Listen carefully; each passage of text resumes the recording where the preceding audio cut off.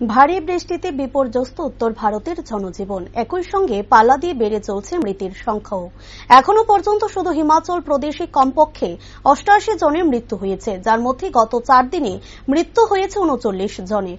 হিমাচলের পাশাপাশি উত্তরাখণ্ডে অবিরাম বর্ষণের কারণে ব্যাপক বন্যা পরিস্থিতি তৈরি হয়েছে। জায়গায় জায়গায় ভূমিধসের কারণে বহু রাস্তায় যান চলাচল বন্ধ রয়েছে। বিগত কয়েকদিন ধরে অবিরাম বর্ষণে ভাসছে উত্তর ভারতের বিস্তীর্ণ অংশ।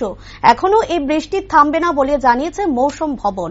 বৃহস্পতিবার এবং শুক্রবার উত্তরাখণ্ডের ধনুরি, রুদ্রপ্রয়াগ এবং খানপুর বৃষ্টিতে হলুদ সতর্কতা জারি করেছে মৌসুম ভবন। এছাড়াও রুড়কি, লাক্সার এবং ভগবানপুরের আগামী শনি এবং রবিবার বৃষ্টিপাতের কমলা সতর্কতা জারি করা হয়েছে। ভারী বর্ষণের সম্ভাবনা রয়েছে দেরাদুন এবং হরিদ্বারেও।